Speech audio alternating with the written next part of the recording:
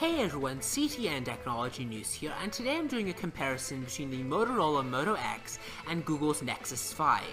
Now, Google recently launched its much popular Nexus 5 smartphone running the latest Android 4.4 KitKat, which has been much in the news when compared with other smartphones. However, Google-owned Motorola has also released a highly customizable smartphone, Moto X, that is considered to be an arch-rival of the Google Nexus 5.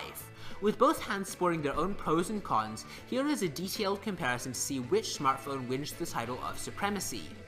Now, the Google Nexus 5 sports a 5-inch Full HD LCD display paired with a pixel density of 445 pixels per inch. The display is sharp, which makes viewing movies and images a whole new experience. On the other hand, the Moto X flaunts a 4.7-inch 720p display along with a 316 pixel per inch pixel density. Though the handset's screen and resolution isn't quite as good as the Nexus 5, it offers deep and rich colors and contrasts. The smartphone also takes less power, enhancing the battery life. Now, as far as the camera, the Moto X smartphone flaunts 2 extra megapixels in the rear camera than the Nexus 5.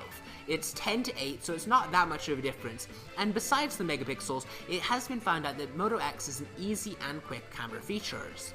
Now, Google's Nexus 5 still gets an edge over Moto X in image quality, as photos captured are less noisy and not over-sharpened. Nexus 5 also has a lot of software extras, so the camera is pretty much a tie between the two smartphones. Now, the Google Nexus 5's battery, amidst the criticism faced on the internet, is very much comparable with other high-end Android devices, such as the HTC One.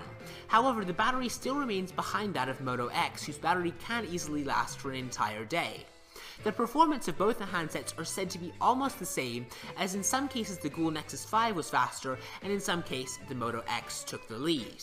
There have been some cases where the Moto X has been faster compared with the Nexus 5, despite having a 1.7 GHz Snapdragon S4 Pro, as opposed to the Nexus 5's 2.26 GHz Snapdragon 800 processor.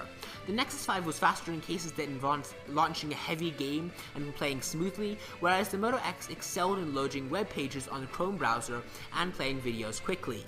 Now, both the Google Nexus 5 and the Moto X support voice action service through Google Now, and the Moto X has better touchless voice action support, as the smartphone's mic is always on, waiting for the user's commands. The Google Nexus 5's handset offers the same quick service, but the voice actions can only be given when the user has opened the Google Now service, unlike Moto X, where voice commands can be given even when the phone is inactive. However, due to a much wider voice action service, Moto X might have some edge over the Google Nexus 5. Now, it's really hard to say which of these two smartphones is better.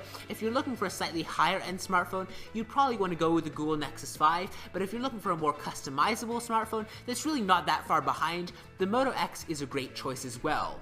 It's kind of interesting comparing the Nexus 5 and the Moto X, because they're actually both made by Google.